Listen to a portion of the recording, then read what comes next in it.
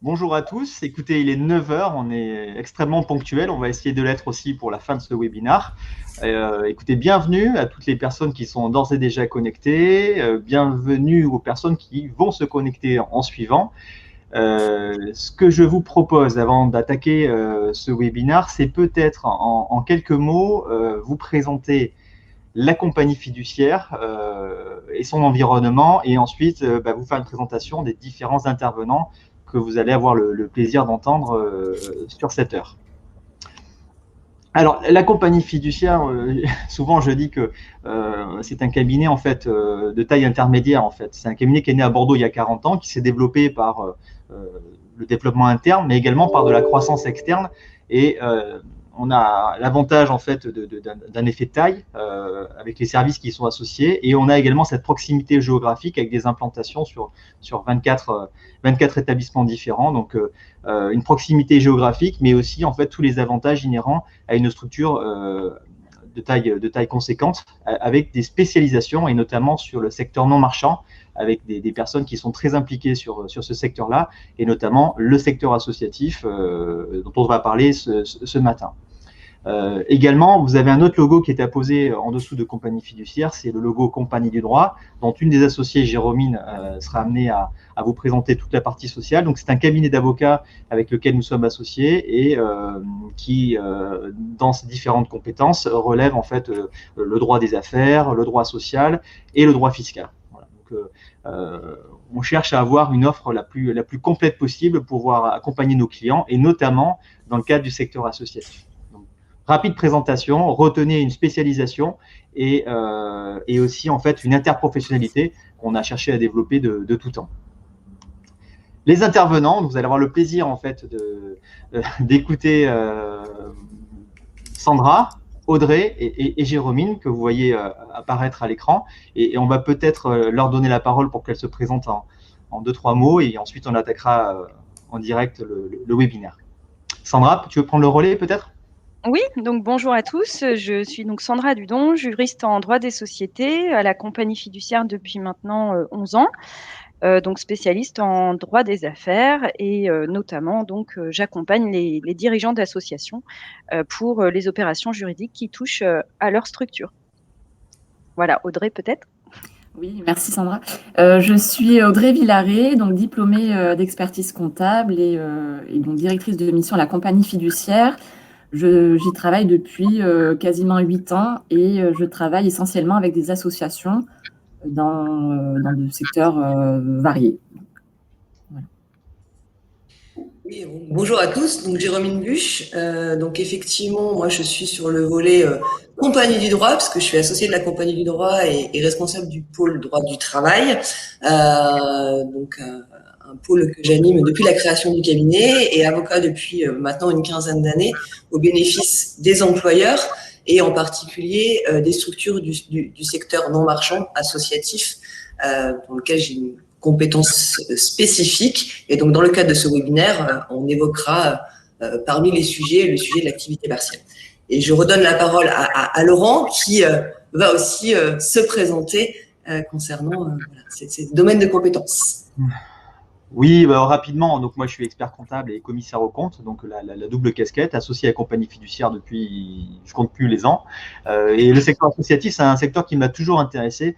Et j'ai souvenir d'un professeur de droit qui se rappellera, enfin, de la fac de Bordeaux 4, qui parlait à l'époque en fait de la commercialisation des associations, et en fait c'était un phénomène qui tendait à mettre en avant le fait que les associations se rapprochaient en termes d'obligations juridiques du domaine commercial et des obligations des sociétés, et qu'il y avait un vrai sujet en fait de difficultés techniques autour justement de la position fiscale des associations. Et je vous parle de ça, c'était il y a au moins 20 ans. Et donc c'était un sujet qui à l'époque m'avait intéressé, et du coup j'ai pas lâché en fait ce sujet en fait qui est le suivi des associations depuis mes études jusqu'à aujourd'hui. Donc on est généraliste en fait de formation, et on a cherché à se spécialiser, et j'ai cherché à me spécialiser dans cette partie-là. Également, donc ce que je voulais vous dire, c'est que le département non marchand de la compagnie fiduciaire, ça regroupe en fait une dizaine de personnes qui sont spécialisées sur ce sujet, et j'ai une pensée en fait notamment pour un de mes associés, Frédéric Huguet, qui qui travaille activement dans cette commission à mes côtés, qui est labellisé également spécialiste du secteur non marchand et qui, même s'il n'intervient pas aujourd'hui, est avec nous, je le sais, est connecté et est un référent aussi dans le secteur associatif. Voilà. On peut attaquer le sommaire. L'idée dans cette heure alors c'est très dense, hein, c'est très condensé, et il y a des sujets qui mériteraient certainement d'être approfondis. Donc n'hésitez pas, si jamais vous souhaitez en fait sur un prochain webinaire approfondir tel ou tel sujet, à nous faire part de vos remarques. En fait, il y a 4 temps dans la présentation. Chaque temps sera commenté par un des intervenants que vous venez de découvrir. Pour ma part, je vais m'atteler en fait aux nouveautés comptables et fiscales, faire un focus en fait sur les actualités de 2021 concernant cet item. Et puis ensuite, effectivement, on aura un focus sur les nouveautés législatives, un focus en fait sur les aides liées au Covid par Audrey et effectivement Jérôme sur la partie sociale et l'activité partielle. Donc sur la partie comptable et fiscale. Un événement qui est assez important et qu'on n'a pas tous les ans, c'est la réforme du plan comptable associatif avec le règlement 2018-06 de l'autorité des normes comptables. Donc, c'est un nouveau plan comptable associatif qui s'applique pour les exercices ouverts à compter du 1er janvier 2020. Donc là, les clôtures qu'on est en train de faire actuellement au 31 décembre 2020 sont impactées par ce nouveau plan comptable associatif. Donc, il n'y a pas de bouleversement extraordinaire en fait dans la nomenclature des comptes. On retrouve en fait une colonne vertébrale assez sensible, assez identique en fait à celle qu'on connaissait. Mais il y a quelques petits sujets d'attention. Alors, je vous ai mis en fait les sujets qui reviennent le plus souvent dans le cadre des associations. Notamment, il y a un sujet qui concerne la subvention d'investissement qui, la plupart du temps, en fait, était amorti en même temps que le bien qui était financé. Je prends un exemple. Vous achetez, en fait, vous avez un investissement de 100 000 euros. Le financeur, la collectivité locale, vous donne 100 000 euros pour financer cet investissement. Vous allez amortir comptablement les 100 000 euros sur la durée d'usage, admettons sur 10 ans, donc vous allez amortir à hauteur de 10 000 euros, mais vous allez reprendre votre subvention à hauteur de 10 000 euros. Ça, c'était une possibilité qui nous était offerte, qui devient maintenant une obligation. Parce que précédemment, on avait la possibilité de ne pas reprendre la subvention d'investissement, considérant qu'en fait, elle était rattachée à un bien renouvelable. Donc, on me donnait 100 000 euros pour acheter un bien, j'amortissais ce bien, mais pour autant, je ne reprenais pas la subvention d'investissement. Ce qui, parfois, a créé des effets pervers. J'ai en tête notamment un exemple où une structure, une collectivité, avait financé un bâtiment d'1 million d'euros dans les années 70. Et ensuite, l'association avait amorti ce bâtiment et avait demandé le financement des amortissements à la collectivité qui avait financé les amortissements, donc qui se retrouvait à avoir financé deux fois le bâtiment, donc, et qui ne comprenaient pas trop pourquoi l'association avait tellement de trésorerie. Donc on leur expliquait que ça faisait 2 ans qu'ils avaient financé 2 fois le bâtiment, et ils ont compris le dispositif. Alors, je ne sais pas si c'est pour ça qu'ils l'ont supprimé, mais en tout cas, ça peut être une des raisons, parce que ça suscitait quand même des difficultés de lecture. Donc, retraitement des subventions d'investissement, ça c'est un premier sujet. Alors, il y a la notion de fonds dédiés aussi qui a été élargie, qui était rattachée uniquement sur les subventions de fonctionnement. Ça a été élargi au mécénat et aux autres ressources d'autres personnes morales de droit privé à but non lucratif. C'est-à-dire qu'aujourd'hui, admettons, j'ai un donateur qui me donne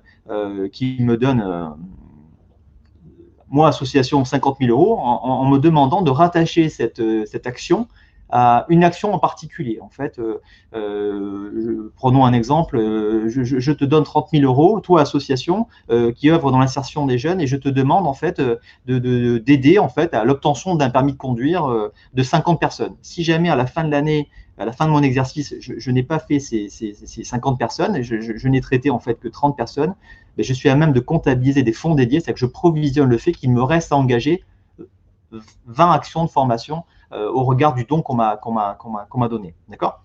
Donc ça, c'est un événement aussi significatif dans l'arrêté de compte. Et un événement très important aussi, maintenant c'est une obligation, avant c'était une option.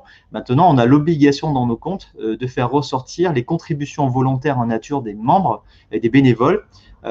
Donc, il faut pouvoir valoriser le bénévolat. Donc, il faut pouvoir mettre en place dans l'association un décompte des heures de bénévolat sur l'année, sur l'exercice de l'ensemble des membres de l'association, et les valoriser à un taux horaire qu'on pourra valoriser, alors peut-être le SMIC, pour pouvoir permettre en fait à la lecture des comptes de l'association de mesurer en fait l'impact économique de l'association, bénévolat inclus. D'accord? Donc c'est pour, je pense en fait pouvoir mesurer de façon le plus juste possible en fait le poids économique du secteur associatif. Bon, et puis après, sans rentrer dans le détail, on est sur des annexes de comptes qui sont aussi encore plus détaillées parce que si vous ne l'avez pas en tête, quand vous lisez des comptes d'une association, vous avez le compte de résultat produit-charge, est-ce que je gagne de l'argent ou est-ce que je suis à l'équilibre? Le bilan, c'est ma situation patrimoniale. Et l'annexe, en fait, on va y retrouver toutes les informations qu'on n'a pas pu mettre dans les 2 tableaux précédents. Donc, si vous voulez avoir une lecture objective de l'association, il faut lire les 3 documents. Plus anecdotique, je ne suis pas certain, effectivement, le deuxième point, qu'il y ait beaucoup de structures qui fassent appel à ce dispositif. En fait, la loi de finances cette année a ouvert la possibilité de revaloriser son actif pour faire face à la crise financière et l'impact négatif que ça pourrait avoir sur les comptes. Donc l'idée, ce serait la possibilité, si on le souhaitait, de revaloriser notre patrimoine. Donc j'ai un patrimoine qui vaut aujourd'hui 100 comptablement, mais qui en fait aujourd'hui correspond à une valeur de 300. J'aurais la possibilité en fait de revaloriser de 200 mon patrimoine à l'actif et de revaloriser du même montant, de 200, mon patrimoine au passif pour revaloriser mes fonds propres et ainsi impacter la perte possible en fait sur l'exercice 2020 lié au Covid. Donc, c'est des dispositifs assez spécifiques, et notamment quand on est fiscalisé, il peut y avoir un impact fiscal qui est minoré en fait par des dispositifs fiscaux. Donc là, on est un peu sur des sujets un peu techniques, mais sachez que c'est une possibilité. Si jamais vous êtes en difficulté en fait dans vos comptes 2020 et que vous avez des capitaux propres ou des fonds propres en fait qui sont en souffrance, ça peut être un axe de réflexion à creuser. Également, en fait, une prorogation d'un dispositif qui concerne les associations très spécifiques. En fait, à l'époque, c'était lié à l'amendement Coluche. En fait, ça vise très clairement les associations du type Resto du Cœur, en fait, des associations qui œuvrent en fait à distribution de repas, de soins, de logements. Donc, on pense à Emmaüs également. Ces associations étaient éligibles en fait à un don, à une réduction d'impôt de 75%, alors que traditionnellement, les associations d'intérêt général, on est à 66%. Donc là, on avait droit à 75%. Mais c'était plafonné à 554 € en temps normal, c'est-à-dire par exemple en 2019. Ça avait été rehaussé en 2020 à cause de la crise du Covid à 1 000 € et c'est maintenu pour 2021. Donc ces associations peuvent percevoir jusqu'à 1 000 € de dons des personnes physiques et ces personnes-là pourront défiscaliser 75%. Voilà. C'est bon à savoir à la fois pour les donateurs et pour ces associations en particulier. Voilà. Dans la même veine, à peu près la même logique en fait, qui est de pouvoir aider les personnes en difficulté par rapport à la crise sanitaire. Le législateur en fait a maintenu en fait la possibilité d'avoir une réduction d'impôt de 60% des dons qui excèdent 2 millions d'euros. Alors ça avait été plafonné. Alors faire un petit peu d'histoire en fait. Quand aujourd'hui j'étais donateur, je pouvais défiscaliser. Je suis une entreprise, je peux défiscaliser en fait 60% du don. Jusque là, il n'y a pas de difficulté. Donc je peux défiscaliser 60% de mon don. Alors c'est plafonné en fait à 20 000 € ou 0,5% de mon chiffre d'affaires ou 5 pour 1000. Donc j'ai un plafond, mais je pouvais défiscaliser jusqu'à 60%.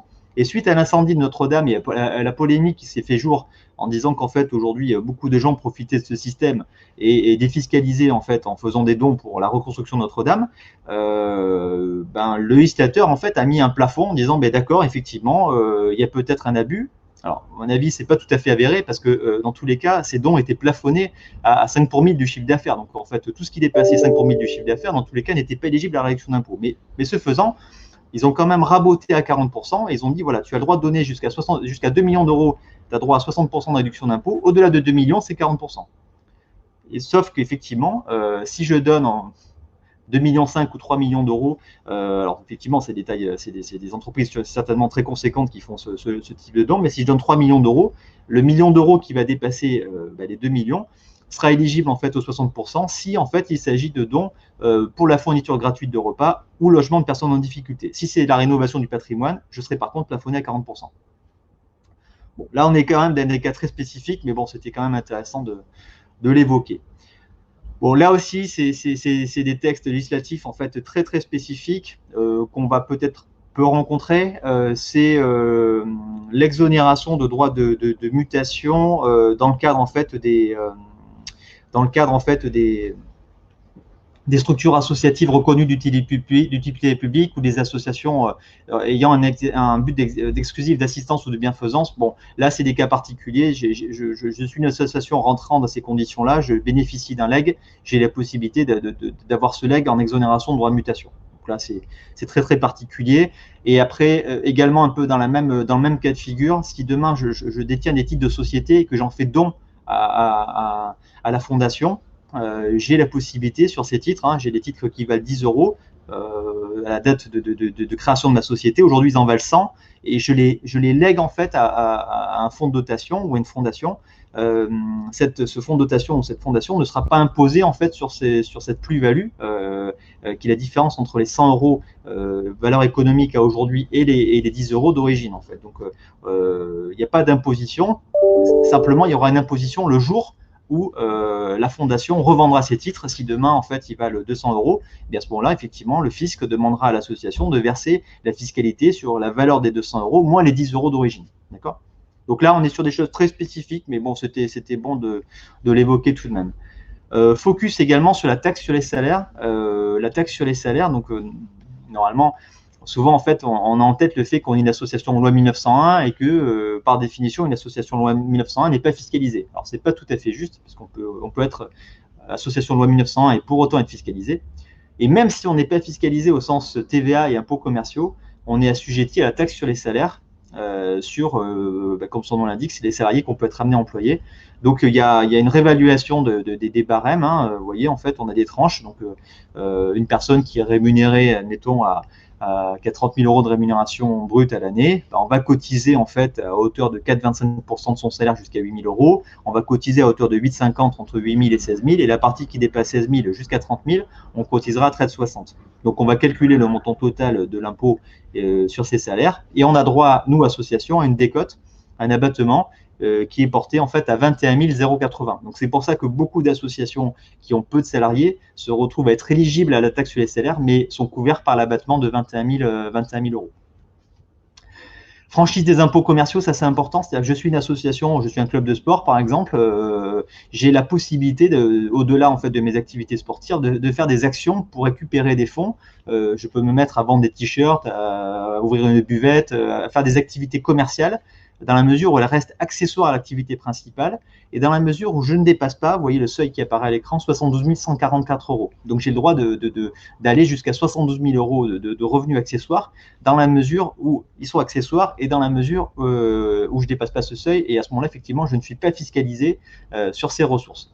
Et pour être tout à fait complet, normalement, effectivement, c'est 72 000 plus les recettes de 6 manifestations dans l'année. Donc j'ai le droit de faire 6 manifestations dans l'année pour récolter des fonds, plus les 72 000. Et la somme en fait de cet ensemble est mon plafond au-delà duquel je serai obligé de basculer en fiscalité sur toute ou partie de mon activité. La partie mécénat, alors là c'est un sujet, ça mériterait à mon avis d'être toujours creusé parce que c'est un vaste débat, il n'y a pas de frontières très définies. Et là, on fait un focus en fait sur un arrêt du Conseil d'État qui avait remis en cause en fait une réduction d'impôt qui avait été accordée dans le cadre d'un don, dans la mesure où l'administration fiscale avait remis en cause en fait la nature du don, considérant qu'il y avait une contrepartie qui était trop flagrante de la part de l'association. Vous savez, la définition du mécénat, c'est l'absence de contrepartie. Donc, je fais un don à une association, logiquement, je ne dois pas avoir de contrepartie. Si j'ai une contrepartie, elle doit être très fortement inférieure au montant du don. Et on a souvent évoqué en fait un seuil de 25%, mais qui en fait aujourd'hui est plutôt un seuil communément admis, mais qui pourrait être également peut-être retoqué par l'administration parce qu'on est vraiment sur un jugement en cas par cas. Et c'est parfois difficile à évaluer parce que si je donne 5 000 € pour un panneau au bord du stade, la question c'est comment quantifier le retour sur image par rapport à ces 5 000 €. D'accord ? Donc soit effectivement il y a 10 personnes, il y a 10 personnes par match. Alors là encore plus avec le Covid, mais il y a 10 personnes par match. Donc effectivement il y a un effet retour qui est quasi nul. Donc là ça peut être considéré comme du don. Si effectivement demain cette même rencontre, c'est une rencontre au sommet qui est télévisée peut-être sur une télévision locale. Là, effectivement, je peux me retrouver à avoir un impact assez significatif de mon panneau et à ce moment-là, basculer en fait sur la notion de contrepartie. Et la contrepartie, c'est ce qui caractérise en fait ce qu'on appelle le partenariat ou l'anglicisme, le sponsoring. D'accord. Donc sujet, il faut être très vigilant sur les actions de mécénat et de partenariat. Et le mieux, c'est d'avoir des écrits qui définissent pour le mécénat l'absence de contrepartie et pour le partenariat l'existence de contrepartie. C'est le conseil qu'on peut vous donner. Donc sujet de vigilance. Voilà, j'en ai fini pour ma partie. Je laisse la parole à Sandra. Juste Laurent, tu as une petite question de Marie-Claude Martinez? Ah pardon, alors, attendez, j'étais sur le chat, mais je vais sur les questions.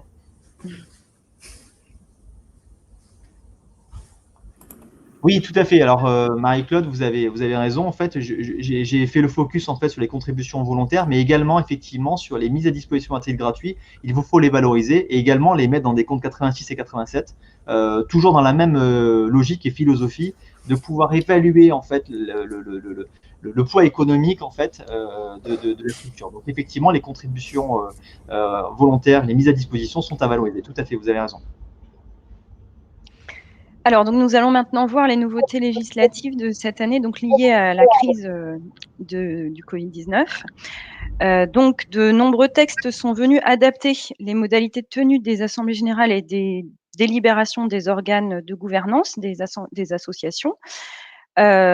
Ces textes donc, se déploient sur 2 thèmes principaux, les délais de tenue des réunions et les modalités de tenue des réunions. Voilà, nous vous avons réuni sur cette slide l'intégralité des textes à ce jour, le dernier datant du 9 mars 2021. Donc, tout d'abord, qui est concerné par ces règles exceptionnelles? Ce sera donc toutes les personnes morales et entités dépourvues de personnalité morale, de droit privé, quelle que soit leur forme et leur régime juridique. Donc, ça va concerner toutes les associations, les fonds de dotation, les fondations, voilà, toutes les personnes morales de droit privé. Quelles sont les assemblées concernées? Alors, concernant les assemblées, ce sera toutes les assemblées, quel que soit leur ordre du jour, donc ce sera des assemblées générales ordinaires, extraordinaires, et y compris l'assemblée générale qui devra approuver les comptes. Concernant les organes de gouvernance, toutes les règles que je vais vous présenter par la suite concerneront tous les organes d'administration, de surveillance ou de direction, dès lors qu'ils sont collégiaux. Ce sera par exemple les conseils d'administration, les comités de direction, les réunions du bureau. Voilà, tout cela seront concernés. Concernant la durée d'application de ces mesures exceptionnelles, elles seront applicables aux réunions donc des AG et des autres organes qui seront tenues jusqu'au 31 juillet 2021 inclus. Par contre, les mesures qui avaient été prises lors du premier confinement en 2020, prévoyant une prorogation du délai de 3 mois pour les approbations des comptes, elles n'ont pas été prorogées. Donc désormais, en 2021, les calendriers habituels doivent être appliqués. On ne dispose plus de ces délais exceptionnels.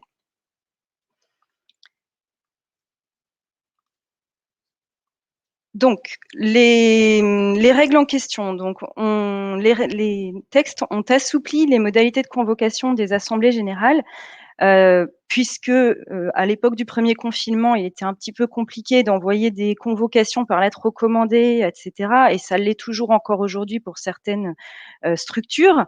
Donc désormais, les convocations pourront être envoyées par tout moyen de communication écrite, y compris par email. Aucune nullité de l'Assemblée n'est encourue de ce fait. Par exemple, si tous vos salariés sont en télétravail et donc ne peuvent pas faire partir des convocations par voie postale, vous ne risquez rien, l'Assemblée pourra se tenir valablement. Les règles assouplissent également les modalités d'information préalable des membres de l'Assemblée. Alors, c'est dans la même logique. Si un membre de l'Assemblée au préalable vous demande communication d'un document pour pouvoir se rendre à l'Assemblée et émettre son vote, vous pouvez valablement le lui communiquer par un simple message électronique, à condition, bien entendu, qu'il vous ait communiqué au préalable l'adresse mail sur laquelle il souhaite que vous lui adressiez. Concernant les modalités de tenue à proprement parler de l'Assemblée générale, donc il est maintenant possible, donc dans le cadre de cette crise sanitaire, de réunir les assemblées générales à huis clos. Alors, à huis clos, qu'est-ce que ça veut dire? C'est une assemblée qui serait tenue sans que les membres n'assistent à la séance, soit en y étant présents physiquement, soit par voie de conférence téléphonique ou audiovisuelle. Donc, c'est vraiment une assemblée générale sans membres du tout. Et donc, forcément, pour pouvoir la tenir, il faut anticiper, il va falloir adresser à tous les membres déjà une information pour leur indiquer que nous avons pris cette décision. Donc, la décision revient à l'organe compétent pour convoquer l'AG en fonction des statuts. Et donc, il faudra leur adresser au préalable tous les documents nécessaires à leur information dans un délai qui leur permette de prendre des décisions. On leur adressera également des bulletins de vote par correspondance, puisqu'on passera donc majoritairement par écrit, et donc leurs volontés seront exprimées par correspondance. L'association recevra leur vote au préalable, et donc la décision sera valablement tenue. Alors, un petit bémol, pour pouvoir tenir une AG à huis clos, il faut que des conditions soient remplies, et ces conditions tiennent en fait à l'existence d'une mesure administrative qui limiterait ou interdirait les déplacements, par exemple un confinement ou un couvre-feu, et qui interdirait les rassemblements collectifs pour des motifs sanitaires. Donc, par exemple, les distances sociales à respecter peuvent être un motif de tenue d'une assemblée générale à huis clos si toutefois l'association en question ne dispose pas de locaux suffisamment grands pour accueillir l'intégralité des membres tout en respectant ces mesures de distanciation. Voilà, donc il faudra dans tous les cas, quand les statuts prévoient la rédaction d'un procès-verbal, ce qui n'est pas le cas pour toutes les associations, mais quand les statuts le prévoient, il faudra que dans ce PV, il soit bien indiqué que l'assemblée générale s'est tenue à huis clos et pour telle et telle raison, indiquer ici donc les motifs et donc les mesures qui ont contraint l'AG pour se tenir dans cette disposition-là.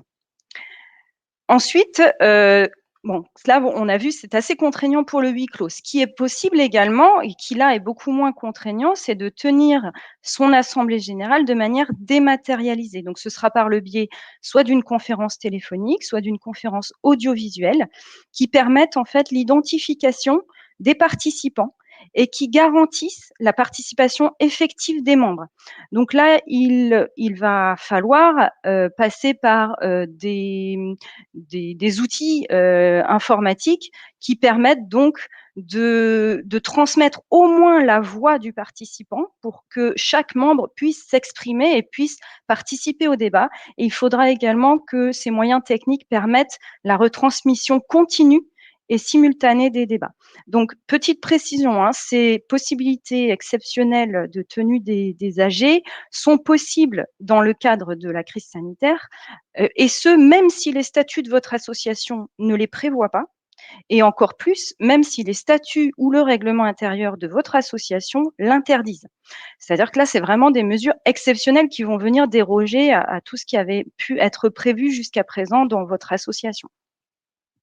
Donc là, toujours, petite précision, quand vous allez rédiger le PV, alors là, pour le coup, quand on prend pas, enfin, le parti de faire une AG dématérialisée, on vous conseille vraiment là de tenir un procès-verbal, et ce, même si d'habitude vous ne le faites pas.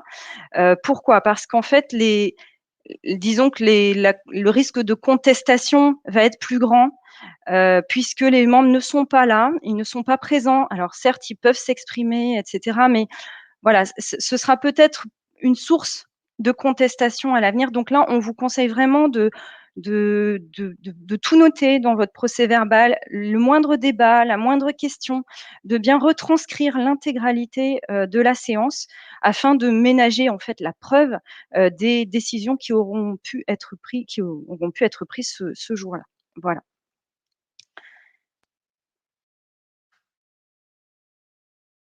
Alors, pardon. Les textes donc liés à la crise sanitaire ont également généralisé donc le recours au vote par correspondance pour les assemblées générales. Donc ce mode de vote est ouvert donc à l'ensemble des associations, pour l'ensemble des assemblées, y compris donc quand les statuts ou le règlement intérieur ne le prévoient pas ou s'y opposent. Donc là, contrairement à la possibilité d'organiser l'AG à huis clos, le recours à ce mode de vote n'est soumis à aucune condition qui tiendrait à l'existence d'une mesure administrative. Également, je crois que j'ai oublié de vous le spécifier tout à l'heure, mais pour les conférences téléphoniques audiovisuelles, c'est pareil. Pas besoin de réunir ces conditions-là. C'est pour toutes les AG, même si votre association disposerait d'un local qui serait suffisamment grand. Si vous préférez éviter de réunir du monde dans une salle dans ce contexte sanitaire que l'on connaît en ce moment, vous pouvez tout à fait recourir à ces moyens de réunion dématérialisés. Et donc, pour le vote par correspondance, c'est pareil. Vous pouvez décider de mettre en place ce type de vote, et donc, même si vos statuts ne le prévoient pas. Donc, la décision ici reviendra à l'organe qui est compétent pour convoquer l'AG. Donc, les membres vont devoir recevoir par écrit, quel que soit le support, papier, électronique, ça peut être donc un email, le texte des décisions proposées. Vous allez leur envoyer donc le texte des résolutions, vous allez leur envoyer un bulletin de vote et vous allez leur envoyer l'intégralité des documents nécessaires à leur information.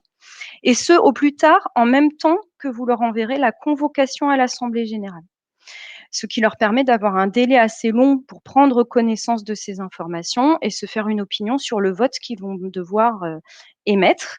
Il va falloir leur indiquer dans le courrier donc le délai dans lequel ils vont devoir faire part de leur réponse et leur expliquer la manière dont vous souhaitez qu'ils vous adressent leur réponse, ce qui pourra être fait par email éventuellement si vous le souhaitez. Donc tout peut être fait de manière dématérialisée sans problème. Et donc, toujours, encore une fois, lorsque vous établirez le procès verbal, il faudra donc bien mentionner que l'on a fait recours au vote par correspondance pour l'Assemblée générale.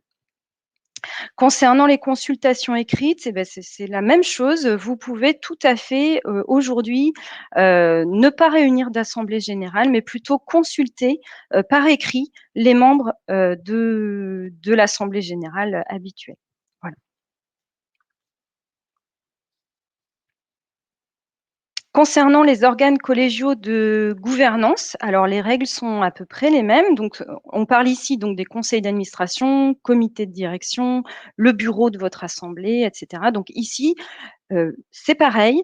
Les membres seront considérés comme étant présents à partir du moment où ils se connectent via une conférence téléphonique ou audiovisuelle. Toujours la même chose, il faudra que l'outil sélectionné pour cette conférence audiovisuelle ou téléphonique permette l'identification de chaque participant, transmette au minimum sa voix et qu'elle garantisse donc sa participation effective au débat. Il faut que la retransmission soit continue et simultanée afin que chaque membre puisse prendre la parole à tout moment et puisse s'exprimer. Donc là, c'est la même chose. Vous pouvez utiliser donc des outils. Il y a beaucoup d'outils maintenant sur le marché, mais vous avez plusieurs outils gratuits que vous pouvez utiliser pour mettre en place ce genre de choses. Et là, donc toujours pareil, on vous conseille de rédiger un PV et de vraiment retranscrire l'intégralité des débats, toujours préciser en en-tête du PV à titre liminaire que du fait des ordonnances et des textes liés à l'épidémie de Covid, vous avez choisi de réunir l'Assemblée générale via un mode de consultation, l'Assemblée générale ou l'organe de gouvernance via un mode de consultation exceptionnel, précisé par quel biais, par le biais de l'outil Intel, toujours bien retranscrire et être le plus précis possible afin d'éviter tout embêtement par la suite. Voilà, et vous pouvez également, pour terminer, donc recourir à la consultation écrite également des membres des organes collégiaux de gouvernance. Il faudra bien sûr respecter des délais pour leur assurer l'information nécessaire, leur laisser le temps de poser éventuellement des questions, de formuler des observations, etc. Voilà. Je vous remercie de votre attention et maintenant je passe la parole donc à Audrey. Merci Sandra. Donc, dans cette partie, je vais vous présenter les différentes mesures, aides et soutien au secteur associatif donc c'est toutes ces mesures qui ont été mises en place depuis 1 an maintenant, depuis le début de cette crise sanitaire. Il y en a eu énormément entre les aides pour les entreprises, pour les associations, et les conditions n'étant pas les mêmes entre les entreprises et les associations. Donc, il était important de faire un rappel ou un focus sur ces différentes aides possibles à aujourd'hui. Justement, pour s'y retrouver un petit peu plus au niveau de ces aides, il y a une plateforme qui a été mise en place sur le site internet donc de la Banque des Territoires. Une plateforme en fait qui vous permet, en fonction de votre structure, en fonction de l'effectif de votre association et du secteur d'activité de l'association, vous permet de déterminer, de recenser en fait les aides possibles, que ça soit des prêts, des aides, des subventions ou des mesures liées aussi aux salariés. Donc, je vous invite à consulter cette plateforme qui est en plus à jour des dernières mesures. Donc, parmi ces mesures, un petit rappel sur les dispositifs de prêt. Il y a ce fameux PGE, le prêt garanti par l'État, que les associations peuvent demander auprès des partenaires bancaires. Donc, il s'agit en fait d'un prêt dans la limite de 25% du chiffre d'affaires, mais pour les associations, le chiffre d'affaires, c'est l'ensemble des ressources minorées des dons et des subventions. Donc, ce PGE est à demander, il peut être demandé jusqu'au 30 juin 2021, donc auprès des banques. Il y a aussi d'autres dispositifs de prêts mis en place par les régions. La région Nouvelle-Aquitaine, par exemple, a mis en place des prêts rebonds ou des prêts de soutien aux associations. France Active également et BPI France aussi. Il est possible en fait de demander des prêts de soutien à la trésorerie auprès de ces organismes. Les associations aussi peuvent bénéficier d'aides en fonction de leur secteur d'activité. Donc là, je vous ai rappelé 4 secteurs où des aides sont proposées. Pour le monde de la culture, donc il y a eu des annonces, des mesures qui ont été mises en place. Je pense au fonds de compensation des pertes liées à la billetterie, qui peut être demandé, ou bien des aides mises en place par la DRAC, en fait, pour les associations qui sont subventionnées par la DRAC. Donc, il y a eu des fonds d'urgence mis en place. Toutes les mesures liées au secteur culturel sont recensées, sont synthétisées sur le site de l'OPAL, qui est un centre de ressources pour le secteur culturel. Donc, vous pouvez le consulter.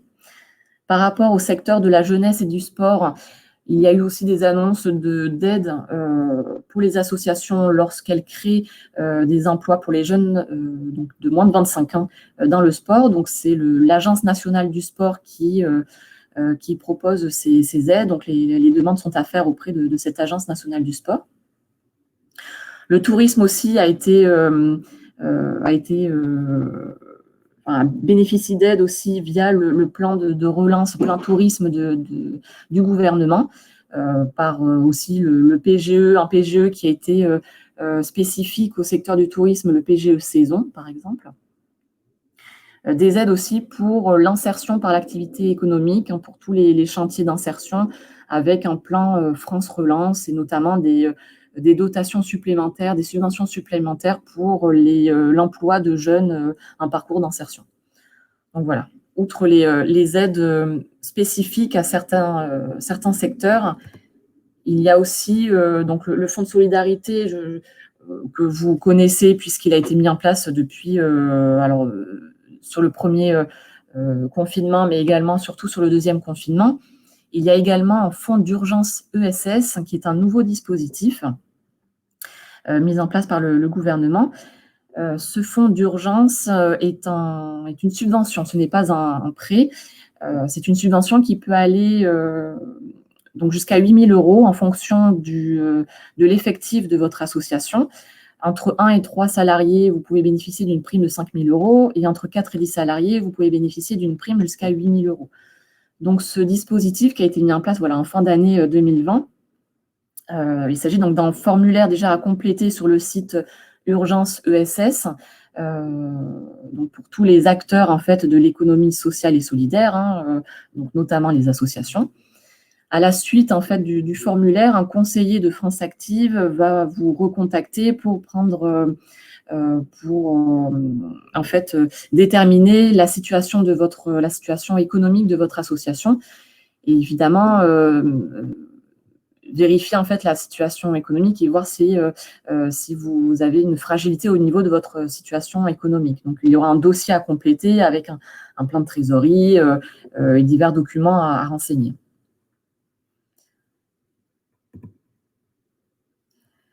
Des mesures aussi supplémentaires ont été, des mesures liées vraiment à l'emploi des salariés sont aussi possibles. Ce sont les mesures d'exonération de cotisations sociales par l'URSSAF, donc de certaines cotisations sociales. Donc, c'est une exonération sur aussi la période où il y a eu une interruption d'activité de l'association. Une aide au paiement est possible aussi par l'URSSAF qui correspond à 20% aussi des revenus qui rentrent dans le champ d'application de l'exonération des cotisations sociales. Donc ça, c'est l'URSSAF qui calcule cette aide au paiement. Et auprès des URSSAF, il est possible également, si vous avez des dettes URSSAF, de demander un plan d'appurement des dettes. Voilà, donc là, il est toujours possible de demander auprès des URSSAF ce plan d'appurement. Au niveau des aides, on constate en fait qu'il y a une condition commune à toutes ces aides pour les associations. Il est souvent demandé en fait l'emploi d'un salarié à minima dans l'association ou d'être soumise en fait aux impôts commerciaux. Donc voilà, renseignez-vous sur les conditions pour bénéficier de ces aides. Outre l'effet d'annonce, il y a également énormément de conditions à respecter. Donc, il faut bien vérifier les conditions d'application de ces aides pour vos structures, pour vos associations. Voici pour les différentes aides possibles. Si vous avez des questions, n'hésitez pas à me les poser. Voilà, je reste disponible. Et je vais passer la parole à Jérôme maintenant. Oui, merci Audrey. Oui, bonjour à tous. Donc, un point vous a été fait sur la comptabilité, sur le juridique et sur les différentes aides, avec un dernier focus sur les aides, on va dire, liées à l'emploi de salariés, une transition vers, on va dire, le droit du travail et les nouveautés en matière sociale, à tout le moins le sujet de l'activité partielle, on a fait le choix de faire le focus dessus. On sait que le droit du travail, c'est une matière très mouvante. Il y a régulièrement et très souvent des réformes, des changements de la jurisprudence. Bien évidemment, on s'est trouvés tous en 2020 sur une année très spécifique. Il n'y a donc pas eu de réforme d'ampleur en droit du travail. Il y a eu une multiplication, et on va le voir, de textes pris en lien exclusif avec la situation sanitaire. Et il y a eu donc un focus particulier, en tout cas dans les rapports avec les salariés, sur le sujet de l'activité partielle. Donc l'activité partielle, c'est pas quelque chose qui est nouveau, ça existe depuis de nombreuses années, mais ça a été effectivement adapté à la situation extrêmement particulière que tout le monde a connue. Et il était important, et ce dispositif continue et évolue sur 2021. Donc la première chose quand même si vous l'avez ou pas d'ailleurs mobilisé, c'était important de rappeler le fonctionnement. C'est un mécanisme qui suppose une autorisation de l'administration et qui s'applique lorsqu'il y a une fermeture temporaire de l'établissement, donc toutes les structures qui sont fermées par effet, j'allais dire de la loi, mais en tout cas de la crise sanitaire. Et puis il y a aussi toutes les structures qui sont confrontées à une baisse de leur activité. Baisse de leur activité qui conduit à ce que les salariés travaillent moins. Et ça, il y a donc un mécanisme d'accompagnement, que ce soit du salarié ou de l'association, via l'activité partielle. C'est collectif, c'est limité dans le temps, et on vous a remarqué, je vous ai remarqué dans le slide les différents motifs qui peuvent expliquer l'activité partielle. parce qu'il y a effectivement la crise sanitaire, mais au fil de l'évolution, alors on souhaite tous que sortir très rapidement de cette crise enfin, et que tout le monde reprenne une activité normale, comme on disait sur Canal à l'époque, mais il peut y avoir des conséquences qui sont, sans être le Covid, en lien avec. Donc, on va pouvoir mettre en avant le besoin de recours à l'activité partielle en raison de la conjoncture économique, donc post-Covid, malgré la fin de la crise sanitaire et des restrictions, ma structure associative n'arrive pas à rebondir complètement, je vais pouvoir continuer à bénéficier de l'activité partielle. Bon, les difficultés d'approvisionnement, vous êtes peut-être éventuellement un peu moins concernés. Bon, là, et ça n'a absolument rien à voir avec la situation, c'est un sinistre, une intempérie. La nécessité de moderniser la structure. Et le dernier point, c'est les fameuses circonstances de caractère exceptionnel. Donc là, c'est vraiment le lien avec la crise sanitaire et le fait que, voilà, on connaît tous une situation exceptionnelle qui nous oblige à des mesures d'accompagnement. Donc, je vous disais, le droit du travail, c'est mouvant en général. Là, ça s'est concentré sur le Covid et la Covid, pardon. Et l'activité partielle, c'est à la fois ancien et nouveau. Depuis un an, c'est quand même plus de 30 textes qui sont tombés au fil de l'eau, avec des dates d'application qui évoluent au fil des annonces gouvernementales et de l'évolution de la crise sanitaire et des indemnisations ou des règles qui fluctuent en fonction des secteurs. Donc, on avait au début des évolutions qui devaient arriver à partir du 1er janvier. Finalement, ça a été reporté dans le temps. Et donc, aujourd'hui, à la date où je vous parle, parce que rien n'est exclu quant à un éventuel changement ou encore dans les mois à venir, et à la date où on se parle, alors je reviendrai en arrière sur la spécificité du secteur associatif, mais on a une prolongation, on va dire, des mécanismes d'aide et de prise en charge. Donc, vous pouvez continuer à avoir recours à l'activité partielle pour une période de 12 mois. Ce n'est finalement qu'à partir du 1er juillet 2021 que les textes vont revoir un peu le mécanisme et à partir du 1er juillet 2021, on va rentrer sur une logique de demande d'activité partielle limitée à une période de 3 mois, renouvelable dans la limite de 6 mois sur une période de 12 mois consécutifs. Donc là, aujourd'hui, on a encore la possibilité de demander 12 mois. Alors, usuellement, parce que ça c'est la règle, on sait d'expérience malheureusement maintenant qu'il y a la règle et puis il y a la proposition de l'administration. Demander 12 mois d'un coup, on prend un risque de refus d'autorisation. Donc, on est plutôt sur des lignes au sein du groupe compagnie fiduciaire de demander, alors peut-être pas forcément 3 mois, mais maximum 6 mois, à renouveler au bout de 6 mois. Donc, vous êtes plus sûr d'avoir l'autorisation de recours à l'activité partielle. Ce qui est aussi maintenu pour le moment jusqu'à la fin de ce mois, c'est le pourcentage de prise en charge par l'État. Donc, côté employeur, côté association, vous bénéficierez d'une allocation d'activité partielle correspondant à 60% de la rémunération brute de vos salariés dans la limite de 4,5 SMIC et 70% dans les secteurs dits vulnérables. Donc là, aujourd'hui, il y a encore voilà, cette prolongation jusqu'au 31 mars. Après, en principe, on va tomber sur une prise en charge limitée à 36%. Donc avec un reste à charge pour l'association, pour les entreprises en général, beaucoup plus important. Là, aujourd'hui, voilà, 31 mars, je n'exclus pas que ce soit encore prolongé d'un, 2 ou plusieurs mois en fonction de l'évolution de la situation. Alors, je rappelle quand même, parce que c'est important, vous n'êtes indemnisé que des heures qui n'ont pas été travaillées par les salariés.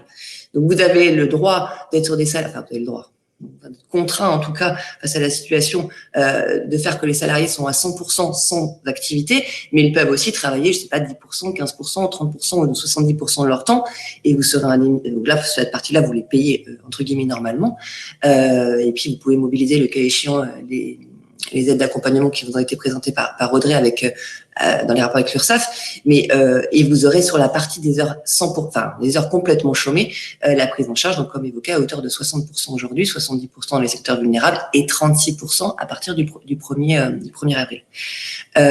Côté salarié aussi, voilà, on reste aujourd'hui aussi sur une prise en charge, sur le versement d'une allocation, d'une indemnisation à hauteur de 70% de leur rémunération brute antérieure limitée à 4,5 SMIC. Donc, ils ont baisse de rémunération liée à cette période d'activité partielle que vous avez le droit de compléter si la situation de la structure le permet pour garantir un maintien de salaire net. Mais en tout cas, voilà, ils percevront de l'État l'équivalent de 70% de leur rémunération. Donc exonérés de toute cotisation, mais soumis à CSG et CRDS. Pour rappel, parce que effectivement, le secteur associatif, comme toutes les entreprises en France, est évidemment éligible à ce mécanisme-là. Il y a quand même des points d'attention à avoir. Bon, il faut que ce secteur ait une activité économique telle qu'est définie par le Code de commerce. Bon, et en l'occurrence, parmi les conditions, qu'il emploie au moins un salarié. Donc forcément, si vous avez recours à l'activité partielle, c'est que vous avez au moins un salarié. Donc c'est entre guillemets un non-sujet. En revanche, ce qui est à garder à l'esprit, c'est que certes, c'est les mêmes conditions, c'est les mêmes limites, c'est les mêmes droits que toute structure, mais deux spécificités sont prises en compte. Si vous percevez des subventions publiques et si vous avez des emplois dits aidés. Donc, si vous percevez des subventions publiques, et qu'il est constaté, alors pour le moment, les textes, enfin les dispositions ne concernent que l'année 2020, mais on sait que ça va aussi concerner 2021, puisque le dispositif d'activité partielle se poursuit en 2021. Mais si au cours de l'année 2020, vous avez touché des subventions publiques qui vous permettent de couvrir 100% de vos emplois, à ce moment-là, vous aurez vocation, vous serez amené à devoir rembourser en 2021 sous un délai qui n'est pas clairement défini, mais vous aurez à rembourser le différentiel entre ces subventions et ce que vous avez touché de l'activité partielle. Dit autrement, vous pouvez pas toucher plus en cumulé que ce que vous coûtent vos salariés. Donc, ce qui est dit par les textes, c'est voilà, éviter un effet d'aubaine. Je crois qu'en cette situation particulière, le terme n'est pas forcément très bien choisi, mais voilà les réalités des textes. C'est s'il y a des subventions publiques qui couvre l'intégralité du coût, vous devrez rembourser l'activité partielle. Et sur la partie emploi aidé, c'est pas une notion de remboursement, c'est une notion de modulation en réalité. Donc potentiellement, si vous avez une aide sur l'emploi, l'activité partielle, elle ne va venir que combler le différentiel entre l'aide que vous avez perçue et la notion d'activité partielle. Donc, si vous touchez, je sais pas moi, une aide qui fait que vous êtes que le salaire du salarié est pris en charge à hauteur, je sais pas, de 30% du SMIC, et ben l'État ne prendra en charge que les 70% restants au titre de l'activité partielle. C'est une notion de modulation. Donc, faire attention à ça quand vous mobilisez les dispositifs d'activité partielle. Donc, voilà, à voir aussi avec Laurent ou avec votre expert comptable pour trancher entre subvention, aide et activité partielle.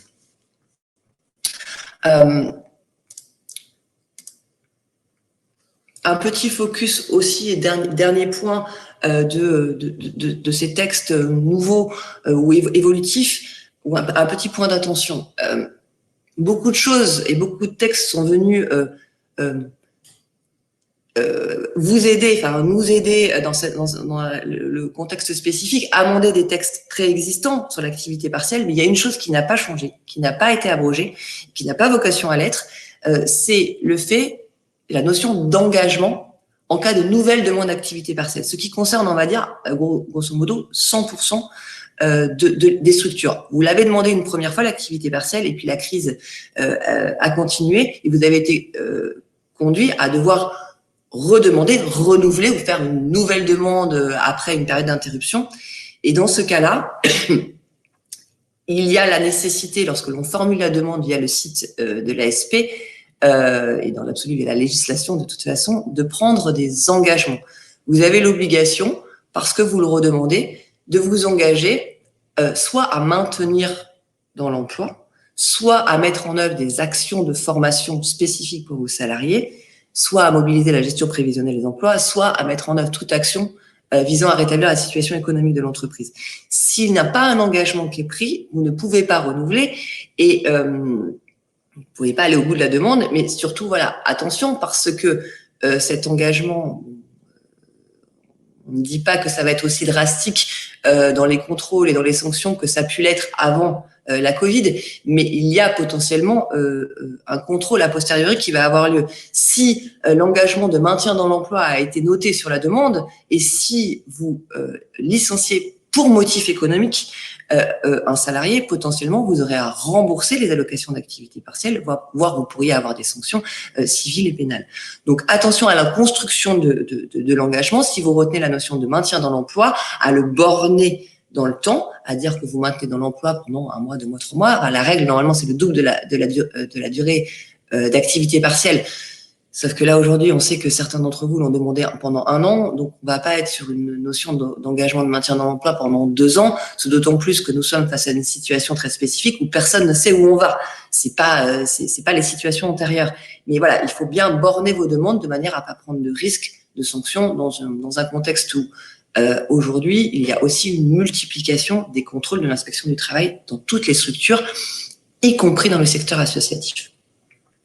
Donc voilà, j'en ai terminé sur le sujet on va dire des nouveautés contraintes par l'activité Covid, par la situation Covid et donc sur l'activité partielle, avec aujourd'hui à date, voilà, des évolutions qui n'auront vocation à intervenir sur l'indemnisation qu'au 1er avril et sur la durée de prise en charge qu'après le 1er juillet 2021. Donc du coup, voilà, je crois qu'on a fait le tour des différents points. Parfait, merci Jérôme. Mais je vous en prie. Merci Jérôme. Donc c'est l'occasion de remercier en fait toutes les personnes qui ont contribué à ce webinaire en fait, qui n'étaient pas forcément tous à l'écran, mais toute l'équipe technique en fait de Compagnie Fiduciaire et puis tous les membres de notre département non marchand qui ont tous œuvré pour la tenue de ce webinaire. Merci également à toutes les personnes qui étaient présentes. N'hésitez pas à nous faire des retours, des recommandations peut-être sur des sujets que vous aimeriez qu'on traite sur un webinaire d'1 heure aussi, s'il y a des thématiques qui vous tiennent à cœur. Et tout ce qu'on vient de voir en fait sur cette heure écoulée nous permet de confirmer ce qu'on disait tout à l'heure en introduction, c'est que la gestion d'une association, c'est faussement simple et qu'en fait, il y a plein de sujets et qu'il y a des vraies difficultés ou des vrais sujets de questionnement. Donc voilà. Donc, en tout cas, n'hésitez pas à revenir vers nous si jamais vous avez des questions. J'ai essayé de répondre, en fait, je crois que Marie-Claude était très assidue, en fait, et elle a posé de très bonnes questions, donc j'ai essayé d'y répondre. Si d'autres questions se faisaient jour, peut-être qu'on pourrait, il nous reste 3 minutes. Il y a une question sur les votes pour une AG virtuelle. Ah oui, Sandra. Philippe, qui te demande, Sandra, des précisions. Alors, je ne sais pas si tu as la question de Philippe sous les yeux. Alors, les votes pour une AG virtuelle peuvent-ils être traités totalement par courrier en amont de l'AG et quel est le délai maximal pour la réception des votes? Alors, oui, c'est tout à fait possible. Vous pouvez soit ne pas tenir l'AG, soit alors une AG virtuelle, oui, vous pouvez décider que les votes seront faits uniquement par correspondance. Alors à ce moment-là, vous devez envoyer l'intégralité des documents nécessaires aux membres pour se positionner par email éventuellement, vous pouvez, ou par courrier. Vous devez lui adresser normalement en même temps que la convocation, ce qui lui laisse habituellement un délai à peu près de 15 jours pour se positionner, etc. Ensuite, pour le calcul du quorum, il sera tenu compte que des bulletins qui auront été reçus par l'association au plus tard le 3e jour ouvré avant la réunion de l'Assemblée générale. Donc, il faut que vous indiquiez bien ce délai dans votre courrier explicatif pour l'expression du vote. Voilà. Donc, il aura donc entre 15 jours avant l'AG et jusqu'au 3e jour ouvré avant la réunion de l'AG. Les bulletins de vote réceptionnés après ne pourront pas être pris en compte. J'espère vous avoir répondu. Mais écoutez, c'est parfait. Merci Sandra. 9h59, on aurait voulu le faire, on n'y serait pas arrivé. Donc, merci à tous. Au plaisir de vous rencontrer, soit physiquement ou dans le cas d'un prochain webinaire. Et encore, merci à tous les intervenants. Bonne journée. Merci beaucoup. Très bonne journée à tous. Au revoir. Au revoir.